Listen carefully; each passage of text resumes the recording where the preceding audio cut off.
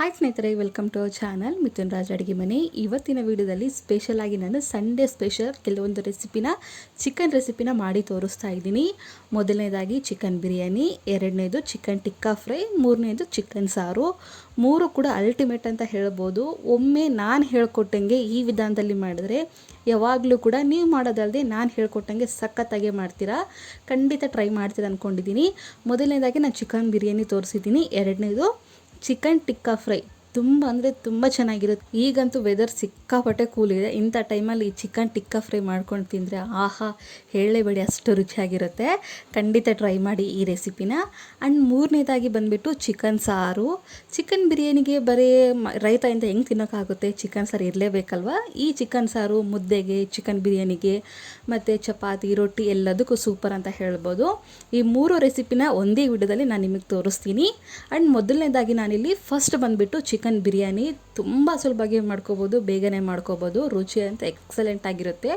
ಯಾವಾಗಲೂ ಒಂದೇ ವಿಧಾನದಲ್ಲೇ ಮಾಡೋ ಬದಲು ಈ ಥರ ಡಿಫ್ರೆಂಟಾಗಿ ಟ್ರೈ ಮಾಡಿ ಅಂತ ಕೇಳ್ಕೊತೀನಿ. ನೋಡೋರ ಎಷ್ಟು ಉದ್ರುದ್ರಾಗಿ ಸಖತ್ತಾಗಿ ಬಂದಿದೆ.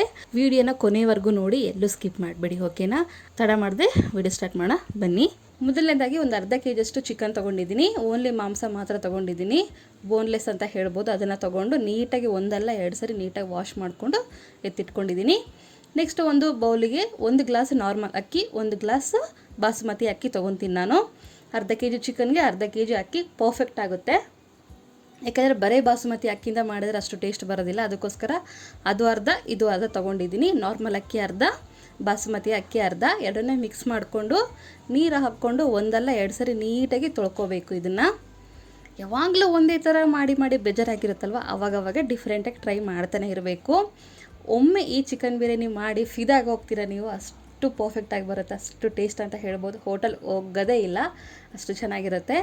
ಎಲ್ಲ ನೀಟೆಲ್ಲ ವಾಶ್ ಮಾಡ್ಕೊಂಡ್ಮೇಲೆ ಇದನ್ನು ನೆನೆಯೋಕ್ಕೆ ಬಿಡ್ತೀನಿ. ಇವಾಗ ಮಿಕ್ಸಿ ಮಾಡ್ಕೋಬೇಕು. ಒಂದು ಮಿಕ್ಸಿ ಜಾರಲ್ಲಿ ಶುಂಠಿ ತೊಗೊಂಡಿದ್ದೀನಿ, ಒಂದು ಸ್ಮಾಲ್ ಪೀಸಸ್ಸು.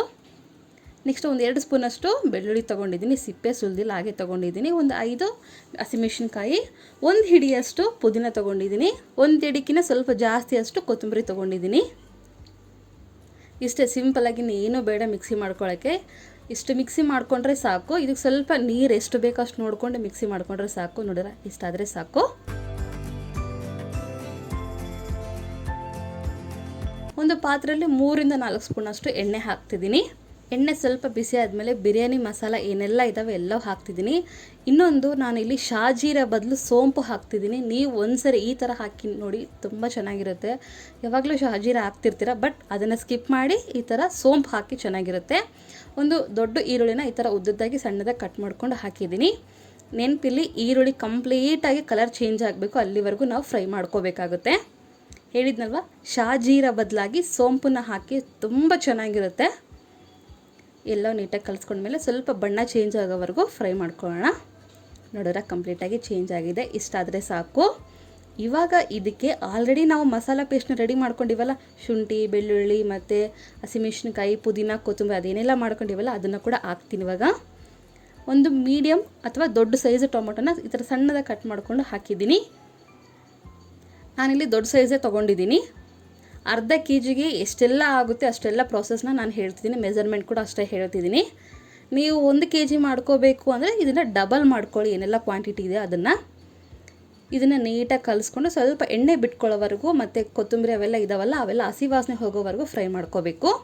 ನೋಡಲ್ಲ ಎಣ್ಣೆ ಎಲ್ಲ ಬಿಟ್ಕೊಂಡಿದೆ. ಈ ಥರ ಇನ್ನೊಂದು ಸರಿ ಕಲಿಸ್ಕೊತೀನಿ. ಮೀಡಿಯಮ್ ಟು ಹೈ ಫ್ಲೇಮ್ಗೆ ಅಡ್ಜಸ್ಟ್ ಮಾಡ್ಕೊಳ್ಳಿ, ಒತ್ತಿಸ್ಬೇಡಿ. ಇವಾಗ ಇದಕ್ಕೆ ಮಸಾಲೆ ಐಟಮ್ಸ್ನ ಆ್ಯಡ್ ಮಾಡ್ಕೊಳ್ಳೋಣ. ನೆಕ್ಸ್ಟ್ ಖಾರದ ಪುಡಿ ಹಾಕ್ತೀನಿ 1 ಸ್ಪೂನಷ್ಟು, ಒಂದು ಅರ್ಧ ಸ್ಪೂನಷ್ಟು ಧನಿಯಾ ಪುಡಿ, 1 ಸ್ಪೂನಷ್ಟು ಚಿಕನ್ ಮಸಾಲ, ಇದನ್ನು ಸ್ಕಿಪ್ ಮಾಡಬೇಡಿ. ಸ್ವಲ್ಪ ಅರಿಶಿಣ ಪುಡಿ ಹಾಕ್ತೀನಿ. ಚಿಕನ್ ಮಸಾಲ ಸ್ಕಿಪ್ ಮಾಡಲೇಬೇಡಿ, ಕಂಪಲ್ಸರಿ ಹಾಕಿ. ಇವೆಲ್ಲ ಹಾಕ್ಕೊಂಡ್ಮೇಲೆ ಇನ್ನೊಂದ್ಸಲ ನೀಟಾಗಿ ಕಲಿಸ್ಕೊತೀನಿ. ಆಲ್ರೆಡಿ ಹಸಿಮೆಣಸಿನ್ಕಾಯಿ ಹಾಕಿರ್ತೀವಿ, ಖಾರ ನೋಡಿಕೊಂಡು ಹಾಕ್ಕೊಳ್ಳಿ.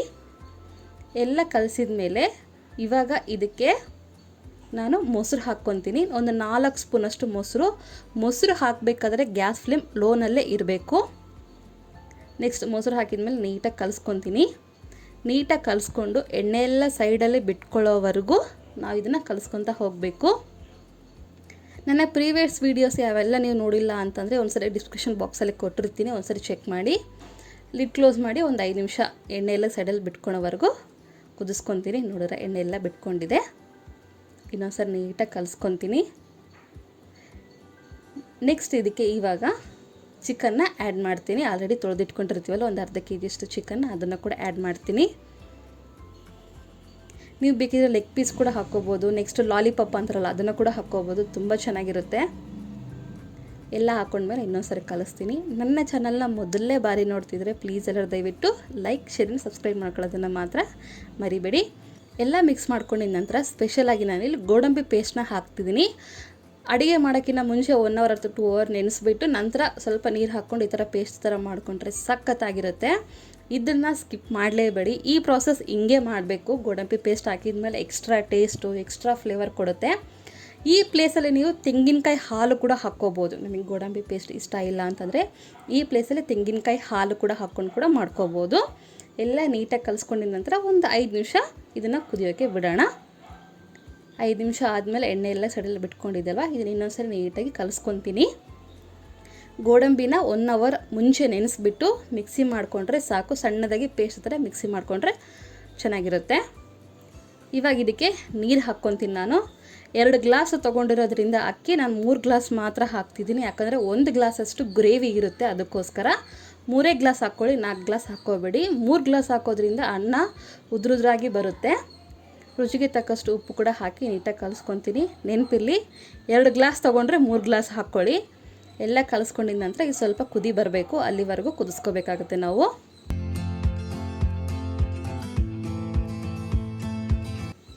ನೋಡಿದ್ರೆ ಕುದಿ ಬರ್ತಾ ಇದೆ. ಈ ಕುದಿ ಸ್ಟಾರ್ಟ್ ಆಗಿದೆ ಅನ್ನೋ ಟೈಮಲ್ಲಿ ಸ್ವಲ್ಪ ನೀಟಾಗಿ ಕಲಿಸ್ಕೊಂಡು ಇವಾಗ ಆಲ್ರೆಡಿ ನೆನೆಸಿಟ್ಕೊಂಡಿರುವಂಥ ಅಕ್ಕಿನ ಹಾಕ್ಕೊತೀನಿ. ನಾವು ಇಷ್ಟೆಲ್ಲ ಪ್ರಾಸೆಸ್ ಆಗೋಷ್ಟರೊಳಗೆ ಮಿನಿಮಮ್ ಒಂದು 10 to 15 ಮಿನಿಟ್ಸ್ ಆಗೇ ಆಗುತ್ತೆ. ಅಷ್ಟರೊಳಗೆ ಅಕ್ಕಿ ಕೂಡ ಚೆನ್ನಾಗಿ ನೆಂದಿರ್ತವೆ. ಎಲ್ಲ ಹಾಕ್ಕೊಂಡ್ಮೇಲೆ ಇನ್ನೊಂದು ನೆನಪಿರಲಿ, ಜಾಸ್ತಿ ಕಲಿಸ್ಕೋಬಾರ್ದು. ಕಲಿಸ್ಕೊಂಡ್ರೆ ಅಕ್ಕಿ ಮುರಿಯೋ ಚಾನ್ಸಸ್ ಇರುತ್ತೆ. ಅದಕ್ಕೋಸ್ಕರ 1 ಅಥವಾ 2 ಸರಿ ಅಷ್ಟೇ ಕಲಿಸ್ಕೊಂಡ್ರೆ ಸಾಕು. ನಾನು ಹೇಳ್ತೀನಿ ಯಾವ ಟೈಮಲ್ಲಿ ಕಲಿಸ್ಕೋಬೇಕು, ಹೆಂಗೆ ಕಲಿಸ್ಕೋಬೇಕು ಅಂತ. ಅಕ್ಕಿ ಹಾಕಿದ ಮೇಲೆ ಒಂದು ಸರಿ ನಾನಿಲ್ಲಿ ಕಲಿಸ್ಕೊತೀನಿ. ನೆನಪಿರಲಿ, ಮೀಡಿಯಮ್ ಫ್ಲೇಮಲ್ಲಿ ಇಟ್ಕೊಂಡೇ ಮಾಡ್ಕೋಬೇಕು, ನೆನಪಿರಲಿ.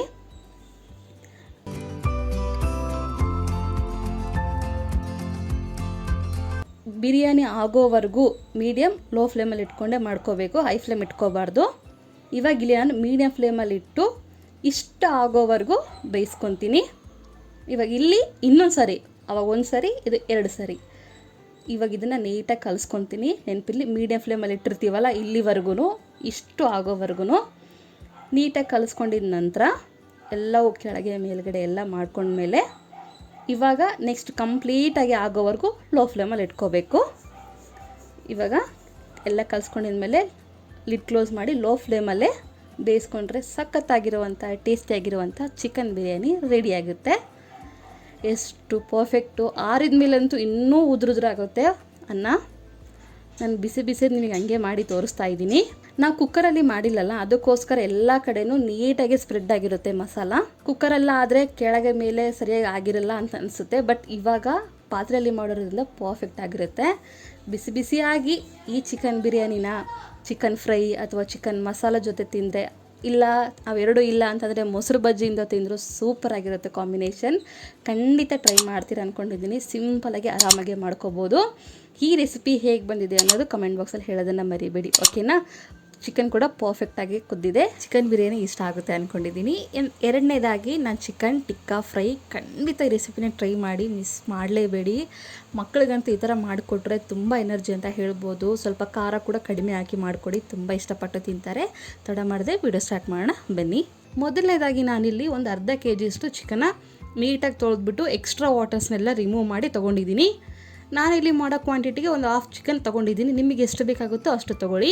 ನೆಕ್ಸ್ಟ್ ಇದಕ್ಕೆ ಒಂದು ಸ್ವಲ್ಪ ಅರಿಶಿಣ ಪುಡಿ ಹಾಕ್ತೀನಿ. ನೆಕ್ಸ್ಟು ಸ್ವಲ್ಪ ಉಪ್ಪು ಹಾಕ್ಕೊತೀನಿ, ಇದಕ್ಕೆ ತಕ್ಕಷ್ಟು ಮಾತ್ರ. ನೆಕ್ಸ್ಟು ಖಾರದ ಪುಡಿ, ನಿಮಗೆ ಸ್ವಲ್ಪ ಬಣ್ಣ ಬೇಕು ಅಂದರೆ ಕೆಂಪು ಕಲರ್ ಕೂಡ ಹಾಕ್ಕೋಬೋದು. ನೆಕ್ಸ್ಟ್ ಒಂದು ಅರ್ಧ ನಿಂಬೆಹಣ್ಣಿನ ರಸವನ್ನು ಈ ಥರ ಹಿಂಡ್ಕೊತೀನಿ ನಾನು. ನಮಗೆ ಹೋಟೆಲ್ಸಲ್ಲೇ ಇದ್ದಂಗೆ ಬರಬೇಕಂದ್ರೆ ಸ್ವಲ್ಪ ಫುಡ್ ಕಲರ್ ಕೂಡ ಆ್ಯಡ್ ಮಾಡ್ಕೋಬೋದು, ಕೆಂಪು ಕಲರಿಂದು. ನಿಂಬೆಹಣ್ಣೆಲ್ಲ ಹಿಂಡ್ಕೊಂಡ್ಮೇಲೆ ಈ ಥರ ನೀಟಾಗಿ ಮಿಕ್ಸ್ ಮಾಡ್ಕೊತಾ ಹೋಗ್ತೀನಿ. ಈ ಥರ ಮ್ಯಾರಿನೇಟ್ ಮಾಡೋದ್ರಿಂದ ಜ್ಯೂಸಿಯಾಗಿ ಸಖತ್ತಾಗಿ ಟೇಸ್ಟಾಗಿ ಬರುತ್ತೆ. ಇದನ್ನು ಅಟ್ಲೀಸ್ಟ್ ಒಂದು 15 to 20 ನಿಮಿಷ ಕಂಪಲ್ಸರಿ ರೆಸ್ಟ್ ಮಾಡಲೇಬೇಕು. 20 ನಿಮಿಷ ಆದಮೇಲೆ ಈ ಥರ ಆಗಿದೆ ನೋಡಿ.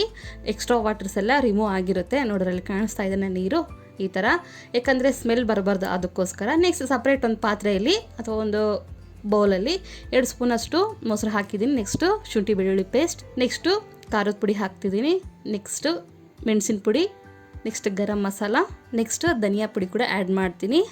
ರುಚಿಗೆ ತಕ್ಕಷ್ಟು ಉಪ್ಪು ಅಲ್ಲಿ ಹಾಕಿರ್ತೀವಿ, ಇಲ್ಲಿ ನೋಡಿಕೊಂಡು ಹಾಕ್ಕೊಳ್ಳಿ, ಯಾಕಂದರೆ ಜಾಸ್ತಿ ಹಾಕಬಾರ್ದು. ನೆಕ್ಸ್ಟ್ ನೀಟಾಗಿ ಕಲಿಸ್ಕೊತಾ ಹೋಗ್ತೀನಿ. ಎಲ್ಲ ಕಲಸಿದ ಮೇಲೆ ಇವಾಗ ಇದಕ್ಕೆ 2 ಸ್ಪೂನಷ್ಟು ಎಣ್ಣೆನ ಹಾಕ್ಕೊತೀನಿ. ಈ ಥರ ನಿಮಗೆ ಎಣ್ಣೆ ಇಷ್ಟ ಇಲ್ಲ ಅಂತಂದರೆ ಬಟರು ಅಥವಾ ತುಪ್ಪ ಎರಡರಲ್ಲಿ ಯಾವುದಾದ್ರೂ ಹಾಕ್ಕೋಬೋದು. ಎಣ್ಣೆ ಇಷ್ಟ ಇಲ್ಲ, ಸ್ವಲ್ಪ ಹೆಲ್ತಿಯಾಗಿ ಬೇಕು ಅನ್ನೋರು ಈ ಥರ ಎಲ್ಲ ನೀಟಾಗಿ ಆದಮೇಲೆ ಈ ಥರ ನೀಟಾಗೆಲ್ಲ ಕಲಸಿದ ಮೇಲೆ ಆಲ್ರೆಡಿ ರೆಡಿ ಮಾಡ್ಕೊಂಡಿರ್ತೀವಲ್ಲ ಚಿಕನ್ನ ಮ್ಯಾರಿನೇಟ್ ಆಗಿರುತ್ತೆ, ಅದನ್ನು ಈ ಥರ ಎಕ್ಸ್ಟ್ರಾ ವಾಟರ್ಸ್ ಎಲ್ಲ ಹೋಗೋ ಥರ ಈ ಥರ ಸ್ವಲ್ಪ ಕೈಯಿಂದ ಈ ಥರ ಅದ್ಮಿ ಹಾಕ್ಕೋಬೇಕು. ನೋಡಿದ್ರೆ ನೀರು ಯಾವ ಥರ ಬಿಟ್ಕೊತಾ ಬಂದಿದೆ ಅಂತ. ಈ ಚಿಕನ್ನ ಇವಾಗ ಇದರಲ್ಲಿ ಹಾಕ್ತೀನಿ. ಇವಾಗ ನೀಟಾಗಿ ಮಿಕ್ಸ್ ಮಾಡ್ಕೊತಾ ಹೋಗೋಣ. ಈ ಥರ ಮಾಡೋದ್ರಿಂದ ಸಖತ್ ಟೇಸ್ಟಿಯಾಗಿ ಮತ್ತು ಒಳಗಡೆ ಸಾಫ್ಟಾಗಿ ಮೇಲ್ಗಡೆ ಕ್ರಿಸ್ಪಿ ಆಗಿ ಹೋಟೆಲ್ಸಲ್ಲಿ ಯಾವ ಥರ ಇರುತ್ತಲ್ಲ ಅದೇ ಥರನೇ ಬರುತ್ತೆ. ಹೋಟೆಲ್ಸ್ಗೆ ಹೋಗಿ ಎಕ್ಸ್ಪೆನ್ಸಿವ್ ಆಗಿ ಕೊಟ್ಟು ತಿನ್ನೋಕ್ಕಿಂತ ಮನೆಯಲ್ಲೇ ಹೆಲ್ತಿಯಾಗಿ ಮಾಡ್ಕೊಂಡು ತಿಂದರೆ ಇನ್ನೂ ಚೆನ್ನಾಗಿರುತ್ತಲ್ವ. ಎಲ್ಲವೂ ನೀಟಾಗಿ ಕಲಿಸ್ಕೊಂಡ್ಮೇಲೆ ಇದನ್ನು ಅಟ್ಲೀಸ್ಟ್ ಮಿನಿಮಮ್ 30 ಅಥವಾ 60 ಅಂದರೆ 1 ಗಂಟೆ ಫ್ರಿಜ್ಜಲ್ಲಾದರೂ ಇಟ್ಟರೆ ಚೆನ್ನಾಗಿರುತ್ತೆ. ನಿಮ್ಗೆ ಟೈಮ್ ಇಲ್ಲ ಅಂತಂದರೆ ಅಟ್ಲೀಸ್ಟ್ ಒಂದು 30 ನಿಮಿಷ ಆದರೂ ಇಡಲೇಬೇಕು ಕಂಪಲ್ಸರಿ. ಫ್ರಿಜ್ಜಿಂದ ತೆಗೆದ್ಮೇಲೆ ಸ್ವಲ್ಪ ಗಟ್ಟಿಯಾಗಿರುತ್ತೆ. ನೀಟಾಗಿ ಕಲಿಸ್ಕೊಂಡು ಇದನ್ನು ರೆಡಿ ಮಾಡ್ಕೊತೀನಿ. ನೆಕ್ಸ್ಟ್ ಇನ್ನೊಂದು ಈ ಥರ ಅಗಲದ ಕಡಾಯಿ ಇರುತ್ತಲ್ಲ, ಇದರಲ್ಲಿ ಒಂದು 2 ಸ್ಪೂನಷ್ಟು ಎಣ್ಣೆ ಹಾಕಿ ಈ ಥರ ಎಣ್ಣೆನ ಸ್ಪ್ರೆಡ್ ಮಾಡ್ಕೊತೀನಿ. ನೆನಪಿರಲಿ, ಹೈ ಫ್ಲೇಮಲ್ಲೇ ಫಸ್ಟು ಫ್ರೈ ಮಾಡ್ಕೋಬೇಕು, ನಂತರ 1 ನಿಮಿಷ ಅಥವಾ 30 ಸೆಕೆಂಡ್ ನಂತರ ಮೀಡಿಯಮ್ ಫ್ಲೇಮಲ್ಲಿ ಅಡ್ಜಸ್ಟ್ ಮಾಡ್ಕೋಬೇಕು. ನೆನಪಿರಲಿ, ಈ ಸ್ಟೆಪ್ ಮಾತ್ರ ಮರಿಬೇಡಿ. ಹೈ ಫ್ಲೇಮಲ್ಲಿ ಇಟ್ಕೊಳೋದ್ರಿಂದ ಬೇಗ ಗಟ್ಟಿ ಆಗೋದಿಲ್ಲ, ಸಾಫ್ಟಾಗಿ ಬರುತ್ತೆ. ಈ ಎಣ್ಣೆ ಪ್ಲೇಸಲ್ಲಿ ನಿಮಗೆ ಎಣ್ಣೆ ನಮಗೆ ಇಷ್ಟ ಇಲ್ಲ ಅಂದರೆ ಬಟರು ಅಥವಾ ತುಪ್ಪ ಕೂಡ ಹಾಕ್ಕೋಬೋದು. ನಾನು ಮತ್ತೆ ಹೇಳ್ತಿದ್ದೀನಿ, ಹೈ ಫ್ಲೇಮಲ್ಲಿ ಇಟ್ಕೊಂಡೇ ಮಾಡ್ಕೋಬೇಕು. ಒಂದೇ 60 ಸೆಕೆಂಡು ಅಥವಾ 45 ಸೆಕೆಂಡ್ಸ್ ಆದಮೇಲೆ ಮೀಡಿಯಮ್ ಫ್ಲೇಮಲ್ಲಿ ಇಟ್ಕೊಂಡು ಮಾಡ್ಕೊಳ್ಳಿ. ಒಂದು 5 ನಿಮಿಷ ಆದಮೇಲೆ ಇನ್ನೊಂದು ಕಡೆ ತಿರುಗಿಸ್ಕೊತೀನಿ ಸ್ಪೂನ್ ಸಹಾಯದಿಂದ. ಈ ಥರ ನಿಮಗೆ ಪೀಸಸ್ ದೊಡ್ಡ ಬೇಕಾ ಚಿಕ್ಕ ಬೇಕಾ ಅನ್ನೋದು ನೋಡಿಕೊಂಡು ಮಾಡ್ಕೊಳ್ಳಿ. ನಾನಿಲ್ಲಿ ಸ್ವಲ್ಪ ಮೀಡಿಯಮ್ ಪೀಸಸ್ಸಾಗಿ ಕಟ್ ಮಾಡ್ಕೊಂಡಿದ್ದೀನಿ. ನೀಟಾಗಿ ಫ್ರೈ ಮಾಡ್ಕೊತೀನಿ ಎಲ್ಲ ಕಡೆನೂ. ನಿಮಗೆ ಒಂದು ವೇಳೆ ನೀವು ಬೆಣ್ಣೆ ಹಾಕಿದಾಗ ತುಪ್ಪ ಹಾಕಿದಾಗ ಕಡಿಮೆ ಆಯಿತು ಅಂದರೆ ಇನ್ನೂ ಸ್ವಲ್ಪ ಹಾಕ್ಕೋಬೋದು. ಎಣ್ಣೆ ಕೂಡ ಮಧ್ಯದಲ್ಲಿ ನಮಗೆ ಗಟ್ಟಿ ಆಗಿದೆ ಅನ್ನೋ ಟೈಮಲ್ಲಿ ಇನ್ನೂ ಸ್ವಲ್ಪ ಹಾಕ್ಕೊಂಡು ಮಾಡ್ಕೋಬೋದು. ನೋಡಿದ್ರಾ ಪರ್ಫೆಕ್ಟಾಗಿ ಕುಕ್ ಆಗಿದೆ. ನೋಡಿದ್ರೆ ಎಷ್ಟು ಸಾಫ್ಟ್ ಆಗಿದೆ ಅಲ್ವಾ, ಸಖತ್ ಟೇಸ್ಟಿಯಾಗಿ ಸೂಪರಾಗಿರುತ್ತೆ. ಇಲ್ಲಿ ಇನ್ನೊಂದು ಸ್ಟೆಪ್ ಏನಪ್ಪ ಅಂತ, ನಿಮ್ಮ ಹತ್ರ ಇದ್ದಿಲು ಇದ್ದರೆ ಒಂದು ಸಣ್ಣ ಬೌಲಲ್ಲಿ ಇದ್ದಿಲು ಹಾಕಿ ಅದ್ಮೇಲೆ ತುಪ್ಪ ಅಥವಾ ಎಣ್ಣೆ ಹಾಕಿ ಲಿಡ್ ಕ್ಲೋಸ್ ಮಾಡಿಕೊಂಡ್ರೆ ತಂದೂರಿ ಫ್ಲೇವರ್ ಕೂಡ ಬರುತ್ತೆ. ನನ್ನ ಹತ್ರ ಇದ್ದಿಲ್ಲ, ಅದಕ್ಕೋಸ್ಕರ ತೋರಿಸಿಲ್ಲ ಅಷ್ಟೇ. ಈ ಸ್ಟೆಪ್ಪು ಅಥವಾ ಇದ್ದಿಲು ಇದ್ದರೆ ಮಾಡ್ಕೊಳ್ಳಿ. ಸಿಂಪಲ್ಲಾಗಿ ಈರುಳ್ಳಿ ಮತ್ತು ನಿಂಬೆಹಣ್ಣಿಂದ ಸರ್ವ್ ಮಾಡಿಕೊಂಡ್ರೆ ಚೆನ್ನಾಗಿರುತ್ತೆ. ನಿಮ್ಗೆ ಇನ್ನೂ ರೆಸ್ಟೋರೆಂಟ್ ಸ್ಟೈಲಲ್ಲಿ ಬೇಕು ಅಂದರೆ ಮೊಸರು ಅಥವಾ ಗ್ರೀನ್ ಚಟ್ನಿಯಿಂದ ಮಾಡಿಕೊಂಡ್ರೆ ಇನ್ನೂ ಚೆನ್ನಾಗಿರುತ್ತೆ. ಸಿಂಪಲ್ಲಾಗಿ ಆರಾಮಾಗಿ ಮಾಡ್ಕೋಬೋದು. ಚಿಕನ್ ಟಿಕ್ಕಾ ಫ್ರೈ ಇಷ್ಟ ಆಗುತ್ತೆ ಅಂದ್ಕೊಂಡಿದ್ದೀನಿ. ಆ್ಯಂಡ್ 3ನೇದಾಗಿ ಚಿಕನ್ ಸಾರು ಒಮ್ಮೆ ಈ ವಿಧಾನದಲ್ಲಿ ಮಾಡಿ ತುಂಬ ಇಷ್ಟ ಆಗುತ್ತೆ. ರೊಟ್ಟಿ, ಚಪಾತಿ, ಮುದ್ದೆ ಎಲ್ಲದಕ್ಕೂ ಸೂಪರ್ ಅಂತ ಹೇಳ್ಬೋದು. ತಡ ಮಾಡದೆ ವಿಡಿಯೋ ಸ್ಟಾರ್ಟ್ ಮಾಡೋಣ ಬನ್ನಿ. ಮೊದಲನೇದಾಗಿ 1 kg ಚಿಕನ್ ತೊಗೊಂಡಿದ್ದೀನಿ. ನೀರು ಮತ್ತು ಉಪ್ಪು ಹಾಕಿಬಿಟ್ಟು ನೀಟಾಗಿ ತೊಳ್ಕೊಂಡು 1 ಅಲ್ಲ 2 ಸರಿ ನೀಟಾಗಿ ತೊಳ್ಕೊಳ್ಳಿ. ಉಪ್ಪು ಹಾಕಿ ತೊಳೆಯೋದ್ರಿಂದ ಸ್ಮೆಲ್ ಬರೋದಿಲ್ಲ. ನೀಟಾಗೆಲ್ಲ ನೀರೆಲ್ಲ ತೆಗೆದ್ಮೇಲೆ ಇದಕ್ಕೆ ರುಚಿಗೆ ತಕ್ಕಷ್ಟು ಉಪ್ಪು ಹಾಕ್ತೀನಿ. 2 ಸ್ಪೂನಷ್ಟು ಫ್ರೆಶ್ ಆಗಿರುವಂಥ ಶುಂಠಿ ಬೆಳ್ಳುಳ್ಳಿ ಪೇಸ್ಟ್ನ ಹಾಕ್ತಿದ್ದೀನಿ. ಅರ್ಧ ಸ್ಪೂನು ಅರಿಶಿಣ ಪುಡಿ, 2 ಸ್ಪೂನಷ್ಟು ಖಾರದ ಪುಡಿ ಹಾಕ್ತಿದ್ದೀನಿ. ಈ ಥರ ಮಾಡೋದ್ರಿಂದ ನಾವು ಚಿಕನಲ್ಲಿ ಈ ಥರ ಪೀಸಸ್ ತಿಂದಾಗ ಸಪ್ಪೆ ಅನಿಸೋದಿಲ್ಲ. ಯಾವಾಗಲೂ ಒಂದೇ ಥರ ಮಾಡಿ ಬೇಜಾರಾಗಿರುತ್ತಲ್ವ, ಅದಕ್ಕೋಸ್ಕರ ಯಾವಾಗಲೂ ಡಿಫ್ರೆಂಟಾಗಿ ಟ್ರೈ ಮಾಡ್ತಾನೆ ಇರಬೇಕು. ನಾವು ಕಾಮನ್ನಾಗಿ ಚಿಕನ್ನ ಒಂದೊಂದು ರೀತಿ ಮಾಡ್ತಿರ್ತೀವಿ, ಬಟ್ ಒಮ್ಮೆ ಈ ಥರ ಮಾಡಿ ನೋಡಿ ತುಂಬ ಚೆನ್ನಾಗಿರುತ್ತೆ. ಎಲ್ಲವನ್ನು ನೀಟಾಗಿ ಮಿಕ್ಸ್ ಮಾಡ್ಕೊಂಡಿದ ನಂತರ ಇದು ಒಂದು 10 ನಿಮಿಷ ನೆನೆಯೋಕ್ಕೆ ಬಿಡೋಣ. ಮ್ಯಾರಿನೇಟ್ ಆದರೆ ತುಂಬ ಚೆನ್ನಾಗಿರುತ್ತೆ. ಇದು ಮ್ಯಾರಿನೇಟ್ ಆಗೋಷ್ಟರೊಳಗಡೆ ನಾವು ಇನ್ನೊಂದು ಪ್ರಾಸೆಸ್ ಮಾಡ್ಕೊಳ್ಳೋಣ.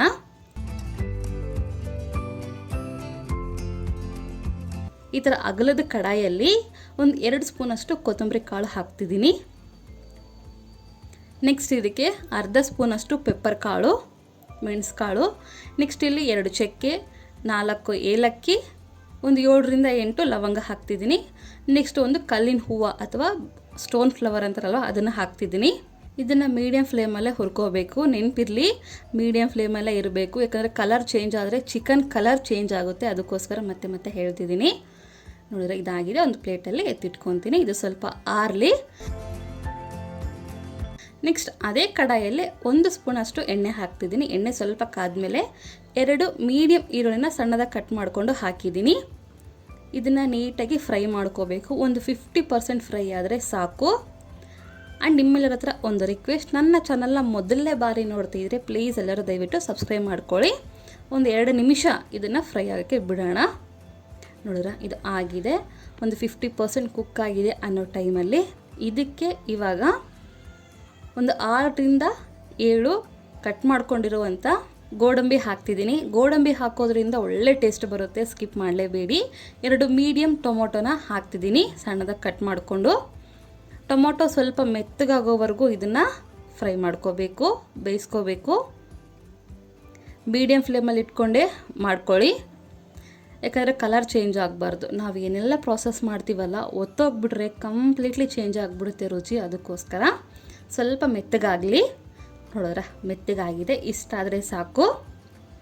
ಇನ್ನೊಂದ್ಸರಿ ನೀಟಾಗಿ ಕಲಿಸ್ಕೊತೀನಿ.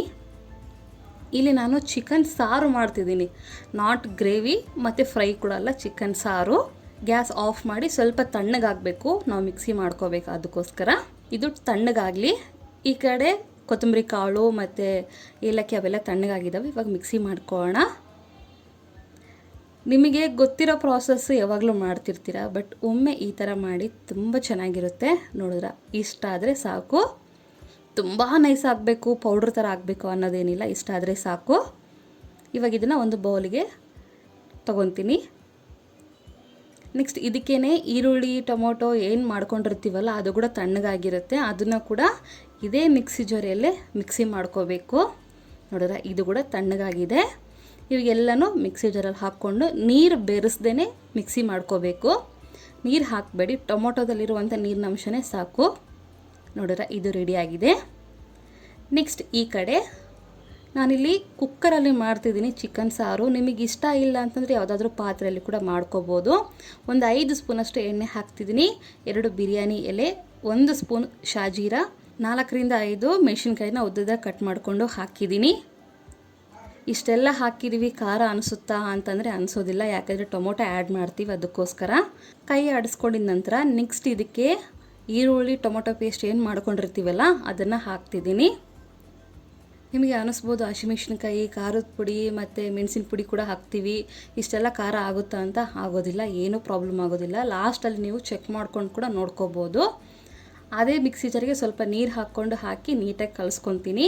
ಸ್ವಲ್ಪ ಎಣ್ಣೆ ಬಿಡ್ತಾ ಇದೆ ಅನ್ನೋ ಟೈಮಲ್ಲಿ ನಾವಿವಾಗ ಏನು ಮಾಡಬೇಕು, 1 ಸ್ಪೂನಷ್ಟು ಜಿಂಜರ್ ಗಾರ್ಲಿಕ್ ಪೇಸ್ಟ್, ಶುಂಠಿ ಬೆಳ್ಳುಳ್ಳಿ ಪೇಸ್ಟ್ನ ಕೂಡ ಹಾಕ್ತಿದ್ದೀನಿ. ನಾವು ಯಾಕಂದರೆ ಎಕ್ಸ್ಟ್ರಾ ಮಸಾಲ ಏನೂ ಆ್ಯಡ್ ಮಾಡೋದಿಲ್ಲ, ಇಷ್ಟೆಲ್ಲ ಮಾಡಿರ್ತೀವಲ್ಲ ಇದರಿಂದಲೇ ನಾವು ಮಸಾಲಾನ ತೊಗೋಬೇಕು. ಅದಕ್ಕೋಸ್ಕರ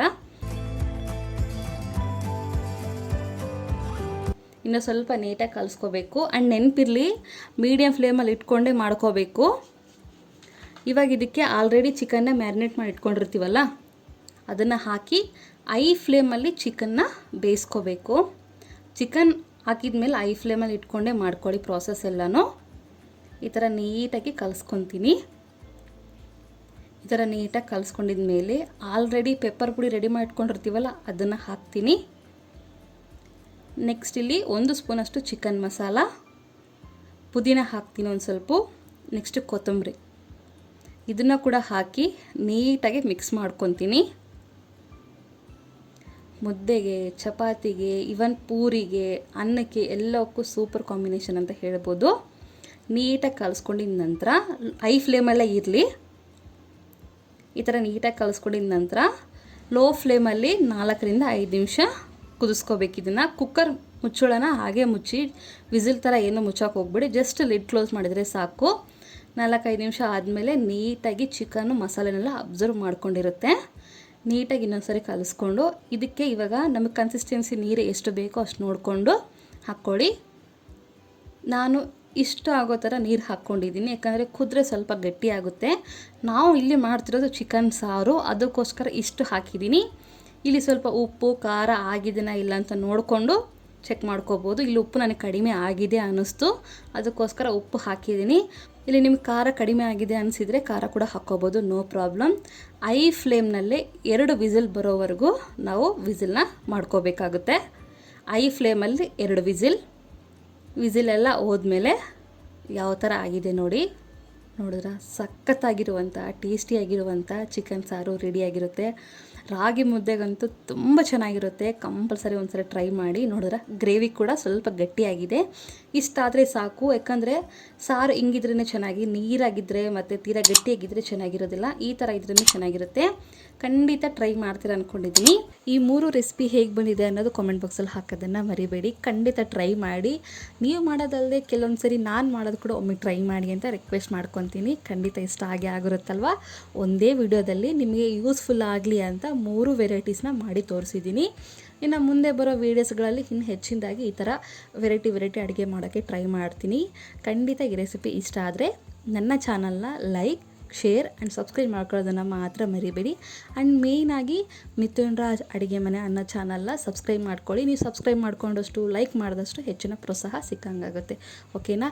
ಮುಂದಿನ ವಿಡಿಯೋದಲ್ಲಿ ಮತ್ತೆ ಸಿಗ್ತೀನಿ. ಅಲ್ಲಿವರೆಗೂ ಟೇಕ್ ಕೇರ್. ಬಾಯ್.